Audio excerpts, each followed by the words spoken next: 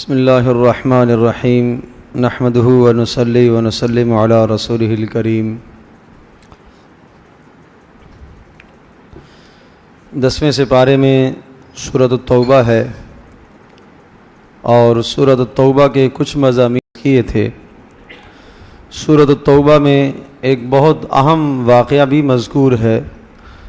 رسول اکرم صلی اللہ تعالیٰ علیہ وسلم کے زمانے میں حضرت صلی اللہ تعالیٰ علیہ وسلم نے اپنے صحابہ کو ایک غزوے میں نکلنے کا حکم دیا جس کو غزوہ تبوک کہتے ہیں۔ رومیوں کی مدد سے شام کی سرحد پر ایک بادشاہ اس نے مسلمانوں کو للکارا اور اس نے مدینہ منورہ پر لشکر کشی کا ارادہ کیا، تو رسول اکرم صلی اللہ تعالیٰ علیہ وسلم نے اپنے صحابہ کو یہ حکم دیا اور سب کو جمع فرمایا اور تبوک کی طرف نکلنے کا حکم دیا۔ یہ وہ واحد غزوہ تھا کہ جس میں حضرت صلی اللہ علیہ وسلم نے واضح طور پر پہلے ہی بتا دیا کہ ہمیں رومیوں سے مقابلے کے لیے نکلنا ہے اور جانا ہے، لہٰذا تم بھرپور اپنے ساتھ سامان تیار رکھو۔ عام طور پر اس سے پہلے جتنے بھی غزوات ہوتے تھے تو نبی علیہ الصلوۃ والسلام صحابہ کو تیاری کا حکم دیتے تھے، لیکن پہلے ظاہر نہیں فرماتے تھے کہ کس طرف جانا ہے اور کس سے لڑائی ہونے والی ہے، کہاں جانا ہے، اور یہ ایک جنگی راز ہوتا تھا۔ حضرت صلی اللہ علیہ وسلم بلکہ اتنا چھپاتے تھے اس معاملے کو کہ جس طرف جانا ہوتا تھا اس کی مخالف سمت کے راستے پوچھتے تھے لوگوں سے کہ اس طرف جو راستہ جا رہا ہے کیسے جائیں گے، تاکہ لوگوں کو شبہ نہ پڑے کہ کس طرف جائیں گے۔ خیر، لیکن اس غزوے میں واضح اعلان کر دیا، صاف صاف بتا دیا۔ منافق کچھ آئے حضرت صلی اللہ علیہ وسلم کے پاس، معذرتیں کرنے لگے اور اپنے اپنے اعذار پیش کرنے لگے کہ جی تو چاہتا ہے ہم بھی آپ کے ساتھ نکلیں اور اللہ کے راستے میں لڑنے کا جذبہ ہمارے اندر بھی ہے، لیکن کچھ مجبوریاں ہیں، کچھ اعذار ہیں، کچھ مسائل ہیں، کچھ مصیبتیں ہیں۔ انہوں نے اپنے اعذار پیش کرتے کرتے کرتے نبی علیہ الصلوۃ والسلام سے رخصت طلب کر لی۔ آپ علیہ السلام کے پاس جو بھی آتا گیا آپ اس کی معذرت کو، عذر کو قبول کرتے گئے، اجازت دیتے گئے، اچھا ٹھیک ہے، اچھا ٹھیک ہے۔ پھر اللہ تبارک و تعالیٰ نے حضرت صلی اللہ علیہ وسلم کو یہ تنبیہ فرمائی، عفا اللہ عنک لما اذنت لهم حتى يتبين لك الذين صدقوا، کہ ان منافقوں کو آپ نے کیوں اجازت دی ہے؟ چلو اللہ پاک نے آپ کو یہ معاف کر دیا ہے، لیکن آپ کو ایسا کرنا نہیں چاہیے تھا۔ اللہ تبارک و تعالیٰ اس واقعے اور اس غزوے کے ذریعے سے پہچاننا چاہتا تھا، ظاہر کرنا چاہتا تھا کہ کون لوگ اپنے ایمان میں سچے ہیں اور کون نبی کے حقیقت میں شیدائی اور نبی کے پیچھے جان دینے کے لیے تیار ہیں اور کون جھوٹے ہیں۔ اور پھر اللہ پاک نے منافقوں کی علامتوں کو ذکر فرمایا کہ صوم اور صلاۃ کو عام طور پر چھوٹے چھوٹے اعذار کی وجہ سے اللہ اور اس کے رسول کے حکموں کو، نماز کو، روزے کو اور دیگر احکام کو، اللہ کے راستے میں جہاد میں نکلنے کو چھوٹے چھوٹے اعذار کی وجہ سے منافق چھوڑ دیتے ہیں، یہ ان کی پہلی نشانی ہے۔ تو معلوم یہ ہوا کہ معمولی عذر کی وجہ سے اللہ کے حکم کو چھوڑنا یہ نفاق ہے، منافقت ہے۔ اور دوسری پہچان اور علامت یہ بتائی کہ نفاق والے عام طور پر مسلمانوں کی جاسوسی کیا کرتے ہیں، کافروں کے لیے، غیر مسلم قوموں کے لیے وہ مسلمانوں کی جاسوسی کرتے ہیں اور مسلمانوں کے اندر کے حالات وہ کافروں کو بتاتے ہیں۔ اور تیسری علامت یہ بتائی کہ منافقوں کی حالت یہ ہے، ان تصبک حسنۃ تسؤہم وان تصبک مصیبۃ، کہ اگر آپ کو کوئی اچھائی پہنچتی ہے، مسلمانوں کو راحت پہنچتی ہے، تو اس راحت پر وہ نالاں اور ناراض ہوتے ہیں کہ مسلمانوں کو یہ راحت کیوں پہنچی، چاہے فرد کو پہنچے چاہے قوم کو پہنچے، اور اگر مسلمانوں کو کوئی مصیبت پہنچتی ہے تو پھر یہ خوش ہوتے ہیں، اور اسی طرح سے مسلمانوں کی مصیبت کا ہر وقت یہ انتظار کرتے رہتے ہیں۔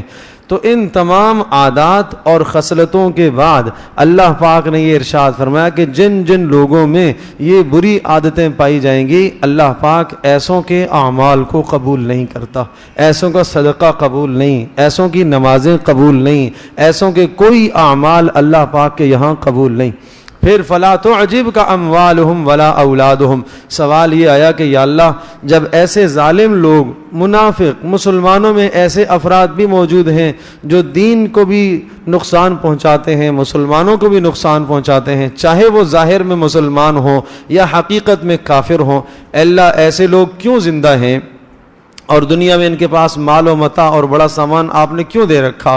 تو ارشاد فرمایا فلا تعجبک اموالہم ولا اولادہم، ان کے مال اور ان کی اولادیں آپ کو تعجب میں نہ ڈالیں۔ یہ سارا کچھ اللہ نے ان کو اس لیے دے رکھا ہے تاکہ اللہ تبارک و تعالیٰ ان کے جو بھی کچھ عمل ہے ان کے تمام اعمال کا بدلہ انہیں دنیا میں دے، اور آخرت میں جب وہ اللہ کے پاس پہنچے تو خالی اعمال ہوں، کوئی بھی ان کے پاس آخرت میں عمل نہیں ہوگا۔ اور اسی طرح سے ایک علامت ان منافقوں کی یہ ذکر فرمائی کہ وَمِنْهُمْ مَنْ يَلْمِزُكَ فِي الصَّدَقَاتِ فَإِنْ أُعْطُوا مِنْهَا رَضُوا وَإِنْ لَمْ يُعْطَوْا مِنْهَا إِذَا هُمْ يَسْخَطُونَ۔ یہ ایسے ظالم ہیں کہ نبی پر الزام لگاتے ہیں کہ نبی جو ہے وہ صدقہ کھا جاتا ہے، غنیمت کا مال کھا جاتا ہے۔ فرمایا فَإِنْ أُعْطُوا مِنْهَا رَضُوا، اگر ان کو دیا جائے دیتے رہو اور ان کے منہ بھرتے رہو تو یہ راضی رہتے ہیں، اور اگر ان کو نہ دیا جائے تو پھر یہ ناراض ہو جاتے ہیں۔ تو ان کی غرض ہی مال کا لینا ہے، اور آپ کے ساتھ چلنے کا جو مقصد صرف دنیاوی منافع لینا ہے۔ اگر وہ منافع ملتے رہیں تو جی حضور کرتے ہیں، اور اگر وہ منافع ان کے نہ ملیں اور فوت ہو جائیں تو ناراض ہو جاتے ہیں۔ فرمایا وَلَوْ أَنَّهُمْ رَضُوا مَا آتَاهُمُ اللَّهُ وَرَسُولُهُ، اگر یہ کر لیتے تو زیادہ بہتر تھا، اگر راضی ہو جاتے جو اللہ اور اس کے رسول نے ان کو دیا، اور یوں کہتے تھے کہ اللہ پاک ہمارے لیے کافی ہے اور اللہ کا رسول ہی ہمارے لیے کافی ہے، تو یہ بات ان کے لیے زیادہ بہتر ہوتی۔ پھر بتائے کہ اچھا مصارف کیا ہیں، زکوٰۃ کس کو دی جائے، صدقہ کس کو دیا جائے؟ انما الصدقات للفقراء والمساکین والعاملین علیہا، 8 قسم کے مصارف کو یہاں ذکر فرمایا کہ زکوٰۃ کے مصارف، صدقے کے مصارف، انما الصدقات للفقراء، فقیروں کو دیا جائے گا۔ فقیر جس کے پاس کچھ بھی نہ ہو، اور مسکین وہ جس کے پاس ایک ٹائم کا کھانا ہو، ایک وقت کا مال اس کے پاس موجود ہے، وہ اس کا مستحق ہے۔ والعاملین علیہا، اس زمانے میں بیت المال کی طرف سے، حکومت کی طرف سے زکوٰۃ کے وصول کرنے کے لیے نمائندے مقرر ہوتے تھے، فرمایا انہیں بھی دیا جائے گا اسی زکوٰۃ میں سے۔ والمؤلفۃ قلوبہم، اور اسی طرح سے اسلام کے قریب کرنے کے لیے اس وقت جو لوگ نئے مسلم ہوتے تھے ان کو اسلام کی اہمیت اور محبت دلوں میں بٹھانے کے لیے ان کو دیا جاتا تھا، جس کو کہتے ہیں تالیف قلب، دل کو خوش کرنے کے لیے۔ لیکن یہ حصہ صحابہ کے زمانے سے ساقط ہو گیا۔ حضرت سیدنا ابوبکر صدیق رضی اللہ تعالی عنہ نے اس پر اجماع فرمایا، اور سب صحابہ نے مل کر اس پر اجماع کیا کہ اب اسلام کو اللہ پاک نے شان و شوکت دے دی ہے، اب اس کی ضرورت نہیں ہے کہ مال اور متاع اور پیسہ دے کر اسلام کے قریب کیا جائے۔ اور اسی طرح سے وہ پھر رقاب، اور فرمایا گردن چھڑانے میں زکوٰۃ کا مال خرچ کرو۔ گردن چھڑانے سے مراد کیا ہے کہ اگر کوئی آدمی قید میں لگا ہوا ہے، قیدی ہے، تو اس کی گردن چھڑاؤ وہاں سے۔ اسی طرح سے اگر کوئی شخص مقروض ہے، قرضے میں ہے، تو اس کو قرضہ اس کا اتارو، اس کی گردن قرضے میں پھنسی ہوئی ہے۔ اسی طرح سے کوئی شخص کثیر العیال ہے اور اس کا خرچ زیادہ ہے اور اس کی آمدنی تھوڑی ہے، اس کو دو، وہاں اس کی گردن پھنسی ہوئی ہے۔ والغارمین وفی سبیل اللہ، اور اسی طرح سے اللہ کے راستے میں جو لڑنے والے ہیں ان کو دو، وہ مصرف ہے۔ وفی سبیل اللہ، اور اسی طرح سے اللہ تبارک و تعالیٰ کے راستے میں جتنے بھی لوگ ہیں، وابن السبیل، اور مسافر، فریضۃ من اللہ، فرمایا یہ اللہ تبارک و تعالیٰ کی طرف سے مقرر کردہ فیصلہ ہے۔ واللہ علیم حکیم، اور اللہ پاک جانتا ہے کہ کون زیادہ مستحق ہے اور کون مستحق نہیں۔ ومنہم الذین یؤذون النبی، کہا کچھ ظالم ایسے ہیں جو نبی کو اذیت دیتے ہیں۔ نبی کو کیا اذیت دیتے تھے؟ نبی پاک صلی اللہ علیہ وسلم کا مزاج تھا کہ جو بھی آتا آپ علیہ السلام کی آپ کو بھی جو بھی بات کہتا آپ کی زبان میں نہ نہیں تھی، منع نہیں کرتے تھے۔ آ کر ایک آدمی کہتا ہے کہ غزوے میں مجھے نہیں جانا ہے، میرا عذر ہے، اچھا ٹھیک ہے۔ دوسرا آ کے کہتا ہے میرا یہ عذر ہے، اچھا ٹھیک ہے۔ تیسرا آ کے کہتا ہے میرا یہ عذر ہے، اچھا ٹھیک ہے۔ جو بھی آ کے جو کہتا تو آپ کہتے ٹھیک ہے ٹھیک ہے ٹھیک ہے، نہ نہیں ہوتی تھی۔ صحابہ کہتے ہیں کہ اگر لا الہ الا اللہ کے سوا آپ علیہ السلام کی زبان سے کبھی بھی نہ نہیں سنی گئی، کلمے میں تو نہ ہے نا، اللہ کے سوا کوئی عبادت کے لائق نہیں، بس یہاں آپ علیہ السلام کی زبان پر نہ آئی، لا آیا، اس کے علاوہ کہیں بھی آپ نے لا نہیں کہا۔ یہ مزاج تھا، یہ اخلاق تھے، کریمانہ اخلاق تھے۔ تو منافق اس سے غلط فائدہ اٹھاتے، کہا بھائی کوئی مسئلہ نہیں ہے، ان سے اجازت لینا اور رخصت لینا کوئی مشکل کام تھوڑے ہی ہے، بس جا کے بتاؤ مجھے یہ عذر ہے، مل جائے گی، چھٹی مل جائے گی۔ اور پھر ظالم کیا کہتے ہیں، کہتے ہیں بھائی یہ تو بس نرا ہی کان ہے. نبی کو کیا کہتے ہیں؟ یہ نرا کان ہے. نرا کان ہے کیا مطلب؟ کہ جو کہو سن لیتا ہے، جو کہو سن لیتا ہے. اس پر اللہ پاک نے ارشاد فرمایا ارے ظالموں کیسی بات کر دے ہو، اگر یہ نرا کان ہے تو یہ تمہارے لیے خیر ہے کہ اگر نبی تمہیں منع کر دے اور تمہیں اجازت نہ دے اور تمہیں کہے کہ نہیں تمہیں جانا ہی جانا ہے، اس کے بعد اگر تم رک گئے تو پھر اللہ کا عذاب آئے گا. یہ تو تمہارے لیے بہتر ہے. قل اذن خیر لکم یؤمن باللہ ویؤمن للمؤمنین، کہ ایمان والوں پر وہ بھروسہ کرتا ہے، اللہ پر بھروسہ ہے اس کا، ایمان والوں پر اعتماد کرتا ہے، اس اعتماد کی وجہ سے وہ تمہیں اجازت دے دیتا ہے تو یہ تو تمہارے حق میں خیر ہے، بہتر ہے. اور اسی طرح سے پھر مزید منافقوں کی کچھ علامتوں کو ذکر فرمایا. المنافقون والمنافقات بعضهم من بعض، منافق کے ساتھ دوستیاں رکھتا ہے. منافق مسلم کے ساتھ، مخلص کے ساتھ، نیک کے ساتھ دوستی نہیں رکھتا، وہ بد کے ساتھ دوستی رکھتا ہے. دوسری پہچان یأمرون بالمنکر، گناہوں کا حکم دیتا ہے. منافق گناہوں کا حکم دیتا ہے. تیسری پہچان ینہون عن المعروف، نیکیوں سے دوسروں کو روکتا ہے. تو پتہ چلا گناہوں کا حکم دینا اور نیکیوں سے روکنا یہ سراسر نفاق ہے، منافقت ہے. اور چوتھی علامت یقبضون ایدیہم، بخل کرتا ہے، مال نہیں خرچ کرتا اور بہت زیادہ اس کے اندر مال کی ہوس ہوتی ہے. نسوا اللہ فنسیہم، پانچویں علامت اللہ کے احکام کو بھولا ہوا ہے. جب اللہ کے احکام کو بھولتا ہے تو پھر اللہ تبارک و تعالیٰ بھی قیامت کے دن اسے بھولے گا. ان المنافقین هم الفاسقون، اور فرمایا کہ منافق لوگ ہی حد سے تجاوز کرنے والے ہیں. پھر ایمان والوں کی کچھ خوبیاں ذکر فرمائی ہیں. پہلی خوبی المؤمنون والمؤمنات بعضهم اولیاء بعض، مومنوں کی دوستیاں مومنوں سے ہوتی ہیں، ایمان والے ایمان والوں کو دوست رکھتے ہیں. دوسری خوبی یأمرون بالمعروف، نیکیوں کا حکم کرتے ہیں. تیسری خوبی وینہون عن المنکر، گناہوں سے روکتے ہیں. چوتھی خوبی ویقیمون الصلاۃ، نماز قائم کر دیں. پانچویں ویؤتون الزکاۃ، زکوٰۃ ادا کر دیں. اور چھٹی ویطیعون اللہ ورسولہ، اللہ اور اس کے رسول کی اطاعت کرتے ہیں. اور جن لوگوں میں یہ خوبیاں ہیں اولئک سیرحمہم اللہ، اللہ پاک ان پر رحم فرمائے گا، اللہ پاک ان پر رحم فرمائے گا. اور اللہ پاک نے ان کے لیے جنت کا فیصلہ کر کے رکھا ہے. ایسی جنتوں میں اللہ پاک داخل کرے گا کہ جن کے نیچے نہریں بہہ رہی ہوں گی، اور سب سے بڑی چیز اللہ پاک کی رضا انہیں حاصل ہوگی. اور یہ ہے سب سے بڑی کامیابی، سب سے بڑی کامیابی. پھر منافقوں کی ایک اور علامت ذکر فرمائی کہ یہ جھوٹے دعوے بھی بہت کرتے ہیں. ایک شخص آیا رسول پاک صلی اللہ علیہ وسلم کے پاس اور کہا اللہ کے رسول، ظاہر میں تو چونکہ مسلمان تھا اور اندر نفاق چھپایا ہوا ہے. آپ علیہ السلام سے کہتا ہے آپ دعا کریں اللہ پاک مجھے اتنا اتنا مال دے دے. نبی علیہ السلام نے ارشاد فرمایا کہ کیا میری زندگی میرا اسوہ حسنہ تیرے لیے کافی نہیں ہے؟ کہا نہیں، آپ دعا فرما دیں تو آپ کا کیا جاتا ہے، آپ دعا کر دیں اللہ پاک مجھے اتنا اتنا مال دے. تو کہا پھر کیا کرو گے؟ کہا پھر خوب خوب اللہ کے راستے میں خرچ کروں گا، اتنا اتنا خرچ کروں گا. آپ علیہ السلام نے دعا کر دی. یہ ثعلبہ اس شخص کا نام تھا.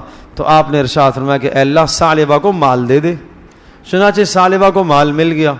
مال اتنا مل گیا کہ بکریاں ہو گئیں اور بھیڑیں ہو گئیں اور جانور ہو گئے. آپ علیہ السلام کی خدمت میں 5 وقت نمازوں میں حاضر ہوتا تھا.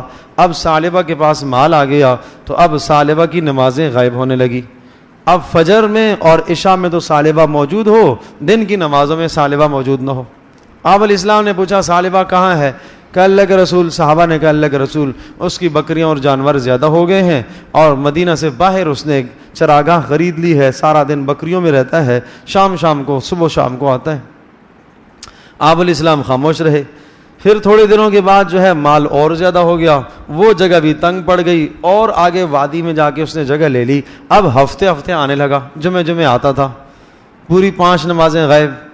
تو پھر آپ علیہ السلام نے پوچھا ثعلبہ کہاں ہے؟ لوگوں نے کہا ثعلبہ کے پاس مال ہو گیا ہے اور اب وہ ہفتے آتا ہے آپ کے پاس. پھر اسی طرح سے کرتے کرتے ایک عرصے کے بعد پھر کبھی گاہے آتا. آپ علیہ السلام نے سال پورا ہونے کے بعد ایک شخص کو بھیجا کہ جاؤ جا کے ثعلبہ سے کہو کہ اللہ نے جو تمہیں مال دیا ہے اس مال کی زکوٰۃ ادا کرو. بکریاں اور جانور تھے، اللہ نے مال دیا، مالدار ہو گئے ہو، زکوٰۃ دو. تو ثعلبہ نے یہ کہا کہ کیا میری طرف ہی بھیجے گئے ہو یا میرے علاوہ کسی اور کی طرف بھی بھیجے گئے ہو؟ کہا ہاں فلاں فلاں کی طرف بھی مجھے بھیجا ہے۔ تو کہا جاؤ پہلے ان سے وصول کر کے لاؤ پھر میں دوں گا۔ چنانچہ وہ صحابی ان سے لے آئے اور پھر ثعلبہ کے پاس آئے، تو پھر ثعلبہ سے کہا تو ثعلبہ نے کہا کہ نہیں میں نہیں دیتا، یہ تو ٹیکس ہے، میں زکوٰۃ نہیں ادا کرتا۔ وہ واپس آ گئے، نبی علیہ الصلوۃ والسلام کے سامنے آ کر بات ذکر کی، اللہ کے رسول ثعلبہ نے یہ کہا ہے۔ پھر وہ ثعلبہ دوبارہ خود اسے پتہ چلا، دل میں کوئی بات آئی تو وہ مال لے کے حضرت کی خدمت میں حاضر ہوا۔ نبی علیہ الصلوۃ والسلام نے مال قبول نہیں کیا، آپ نے فرمایا تمہارا مال قبول نہیں ہے۔ پھر حضرت سیدنا ابوبکر صدیق کے زمانے میں پھر مال لے کے آیا، زکوٰۃ میری لے لو، تو کہا کہ نہیں، جس کی زکوٰۃ اللہ کے رسول نے نہیں لی ہم کیسے لے سکتے ہیں۔ دوسری بار پھر آیا، پھر نہیں لی۔ حضرت عمر کے زمانے میں آیا، انہوں نے بھی نہیں وصول فرمائی۔ اسی طرح سے نفاق پر اس کی پھر موت آئی، منافقت پر موت آئی۔ تو فرمایا فَأَعْقَبَهُمْ نِفَاقًا فِي قُلُوبِهِمْ إِلَى يَوْمِ يَلْقَوْنَهُ بِمَا أَخْلَفُ اللَّهَ مَا وَعَدُوا۔ پتہ ہے یہ نفاق پر کیوں موت آئی ہے؟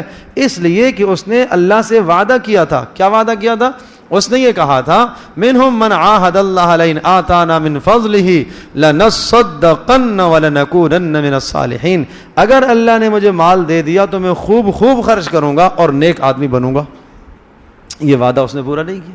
تو پتہ چلا کہ وعدے کی خلاف ورزی جب اللہ سے آدمی کوئی عہد کرتا ہے، کسی مصیبت میں آدمی پھنستا ہے نا تو وعدہ کرتا ہے اے اللہ اس مصیبت سے خلاصی مل جائے تو بس میں نیک بن جاؤں گا، میں تو اتنا مال خرچ کروں گا۔ لیکن انسان ایسا ہے، ظالم ہے کہ جب پھر شیطان اس کو ورغلاتا ہے، اس مصیبت سے خلاصی مل جاتی ہے، نجات مل جاتی ہے، پھر دوبارہ وہی بری حرکتوں میں لگ جاتا ہے۔ تو یہ جب مصیبت میں پھنسا اور اس موقع پر جو اس نے وعدے کیے اور وہ وعدے اگر بندہ پورا نہ کرے تو پھر خدشہ ہے کہ انسان کی موت نفاق پر اور کفر پر ہو جائے۔ اور پھر ایسوں کے متعلق فرمایا استغفر لہم او لا تستغفر لهم، آپ استغفار کریں ان کے لیے، معافی مانگے یا نہ مانگے، اللہ پاک نے ان کو نہیں بخشنا ہے۔ اور اگر آپ 70 بار بھی ان کے لیے استغفار کریں گے جب بھی اللہ پاک ان کو نہیں بخشے گا۔ اس لیے انہم ذالک بانہم کفروا باللہ ورسولہ، اللہ اور اس کے رسول کا یہ انکار کرنے والے ہیں اور اطاعت اور دین سے یہ نکلنے والے ہیں، اور یہ مسلمانوں پر ہنستے ہیں اور مسلمانوں کا مذاق اڑاتے ہیں، اور اسی طرح سے چھوٹے چھوٹے اعذار کی وجہ سے دین کے بڑے بڑے احکام کو چھوڑ دیتے ہیں۔ تو ان تمام احوال کی وجہ سے اللہ پاک ان کی توبہ کو قبول نہیں کرے گا۔ پھر اسی غزوے کے اندر کچھ ایسے مخلص مسلمان بھی تھے صحابہ کہ جو پیچھے رہ گئے اور نہیں جا پائے۔ 25 دن کے بعد آپ علیہ السلام واپس آ گئے، اور عجیب بات یہ کہ غزوہ یعنی جنگ ہوئی بھی نہیں، اور وہ رومی جن سے لڑائی تھی وہ بھاگ گئے تھے۔ آپ علیہ السلام واپس آ گئے۔ موسم شدید گرم تھا، گرمیوں کا موسم تھا، کھجوریں پکی ہوئی تھیں، مدینے کی ساری آمدنی جو ذریعہ معاش تھا وہ کھجوروں پر تھا۔ اللہ پاک کی طرف سے سخت امتحان آ گیا کہ اگر نکلتے ہیں تو یہ کھجوریں، یہ پکا ہوا پھل ضائع ہو جائے گا، اور اگر نہ نکلیں تو اللہ کا رسول ناراض ہوتا ہے۔ تو بہرحال کچھ مخلص لوگ بھی رہ گئے، پکے ٹھکے مخلص صحابی کچھ رہ گئے۔ آپ علیہ السلام واپس آ گئے۔ اچھا، ان کا رہنا کسی کا تو بس سستی کی وجہ سے تھا، کسی کا یہ کہ آج کل نکلتے کرتے آپ علیہ السلام واپس آ گئے۔ تو جب واپس آئے تو ان کو بڑا صدمہ ہوا، اب تو خیر نہیں ہے، اب تو ہمیں منافق قرار دیا جائے گا۔ ڈر رہے ہیں بیچارے اور رو رہے ہیں۔ کچھ تو ایسے ہوئے انہوں نے آ کے مدینہ منورہ میں مسجد نبوی کے اندر داخل ہوئے اور ستون کے ساتھ اپنے آپ کو باندھ دیا۔ حضرت ابو لبابہ رضی اللہ تعالیٰ عنہ ستون کے ساتھ باندھ دیا اور کہا کہ بھائی اس وقت تک میں اپنے آپ کو نہیں کھولوں گا جب تک اللہ کے نبی آ کے خود نہ کھولے۔ آپ علیہ السلام نے، اللہ کا بھی حکم یہی تھا کہ آپ ان سے تھوڑا سا اعراض فرمائیے، ناراضگی کا اظہار کرنے کا حق ہے، اس لیے کہ آپ کا مخلص ہے، آپ کا قریبی ہے، اس کو آپ کی بات سننی چاہیے تھی، کیوں نہیں سنی؟ تو آپ کو حکم ہوا کہ آپ بھی ان سے تھوڑی سی ناراضگی کا اظہار فرمائیے۔ آپ علیہ السلام مسجد میں آتے، وہ صحابہ کہتے ہم دیکھ، یہی جو ستونوں کے ساتھ اپنے آپ کو جنہوں نے باندھا ہوا تھا، کہتے ہم دیکھتے رسول پاک صلی اللہ علیہ وسلم ہماری طرف دیکھ رہے ہوتے، جب ہم آپ علیہ السلام کو دیکھتے تو آپ علیہ السلام نگاہ نیچی کر لیتے۔ تو یہ اعراض تھا، اور یہ اعراض رسول پاک صلی اللہ علیہ وسلم کا نگاہوں کا نیچا کرنا، ان سے نظر پھیرنا، یہ بہت تکلیف دہ بات تھی ان کے لیے۔ 7 دن گزر گئے، اس اللہ کے بندے نے کچھ نہیں کھایا، کچھ نہیں پیا، بھوکا پیاسا، آخر کب تک انسان بھوک پیاس برداشت کرے؟ نڈال ہو گئے، بے ہوش ہو گئے۔ بے ہوش ہو گئے تو پھر اللہ تبارک و تعالیٰ نے ان کی توبہ کو نازل فرمایا اور پھر ان کو خوشخبری ملی، توبہ کی آیات آئی ہیں کہ اللہ پاک نے تمہاری توبہ کو قبول کر لیا ہے۔ خوشخبری سنانے والے آئے اور انہوں نے کہا کہ نہیں، میں خود نہیں کھولوں گا، اللہ کے نبی آ کے مجھے کھولیں گے تو تب میں یہاں سے ہٹوں گا۔ چنانچہ رسول پاک صلی اللہ علیہ وسلم نے آ کے انہیں کھولا، اور اب بھی وہ مسجد میں اسطوانہ ابی لبابہ کے نام سے ایک ستون موجود ہے۔ وہ جگہ اس طرح کا ستون تو نہیں ہے، وہ جگہ ہے جس جگہ پر انہوں نے اپنے آپ کو باندھا تھا۔ ریاض الجنہ میں چند ستون ہیں جو رسول اکرم صلی اللہ علیہ وسلم کے زمانے سے جن کی شناختیں چلی آ رہی ہیں۔ اسطوانہ عائشہ ہے، اسطوانہ وفود ہے، ایک وہ ستون تھا جہاں رسول پاک صلی اللہ علیہ وسلم کھڑے ہو کے نماز پڑھتے تھے، اور جس کے متعلق آپ نے ارشاد فرمایا تھا کہ یہاں جو بھی نماز پڑھ لے گا اور اس کے بعد جو حاجت مانگے گا اللہ اس کی دعا کو قبول کرے گا۔ ایک وہ جگہ تھی۔ ایک اسطوانہ وفود تھا، ایک ستون تھا جس کے ساتھ آپ علیہ السلام ٹیک لگا کر بیٹھتے تھے، اور جب باہر سے لوگ وفد ملنے کے لیے آتے تھے تو آپ ملاقات کرتے تھے، وہ اسطوانہ وفود تھا۔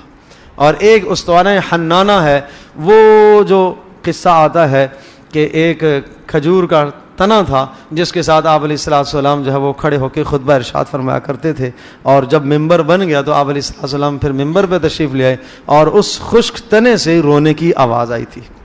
حضرت حسن بصری یہ قصہ ذکر کر کے بہت رویا کرتے تھے کہ اس خشک تنے کے اندر عشق رسول اتنا ہے کہ وہ جدائی برداشت نہ کر سکا۔ تو یہ اسطوانہ حنانہ کہلاتا ہے، حنانہ منا چیخنے والا ستون۔ اور ایک اسطوانہ ابی لبابہ ہے، یہاں انہی صحابی نے اپنے آپ کو، حضرت ابو لبابہ نے اپنے آپ کو باندھا تھا۔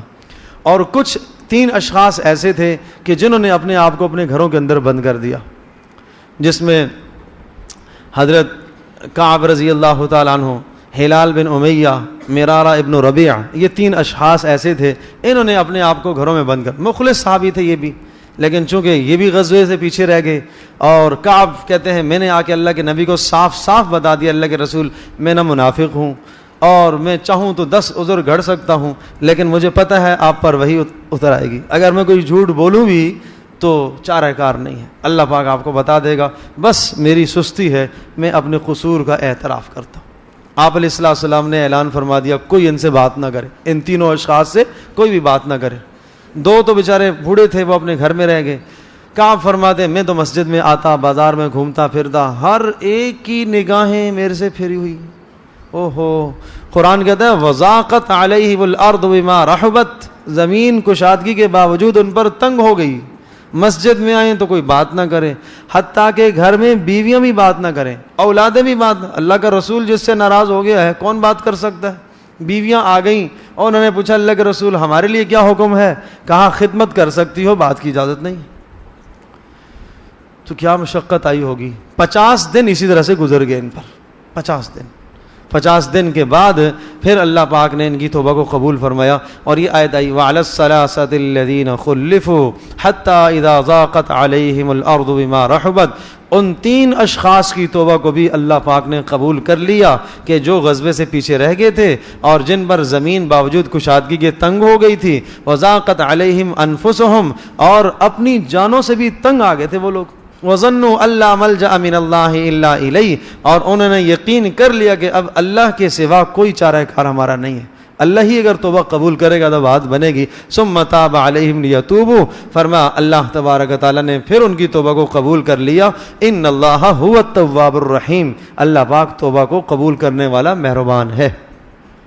تو پھر حضرت صلی اللہ علیہ وسلم کی خدمت میں انہوں نے بھی آنا شروع کیا، اور پھر نبی اسلام کی خدمت میں جب آئے، اس آیت کے نازل ہونے کے بعد آپ علیہ السلام نے پھر ان کا استقبال فرمایا، پھر عزت دی۔ ایسا نہیں کہ اس کے بعد ان کو پھر کوئی طنز کرے کہ جناب تم پیچھے رہ گئے، نہیں، جب اللہ نے توبہ قبول کر لی ہے تو اب رسول پاک صلی اللہ علیہ وسلم نے بھی ان کو اپنے مقام معاشرے میں اسی طرح سے عزت دی جس طرح سے پہلے ان کی عزت تھی، اور پھر فرمایا یا ایھا الذین آمنوا اتقوا اللہ وکونوا مع الصادقین، اے ایمان والو اگر تم اللہ اور اس کے رسول کے احکام پر عمل کرنا چاہتے ہو تو پھر تم نیک صحبت اختیار کرو، اچھے لوگوں کی صحبت اختیار کرو، تقوی اختیار کرو اور اچھے لوگوں کی صحبت اختیار کرو، اور اہل نفاق سے، منافقت اختیار کرنے والوں سے دور رہو، اور اسی طرح سے چاہے رزق کی تنگی ہو چاہے رزق کی فراوانی ہو، ہر حال میں اللہ کے حکم کو ترجیح دو، اللہ کے حکم کو ترجیح دو۔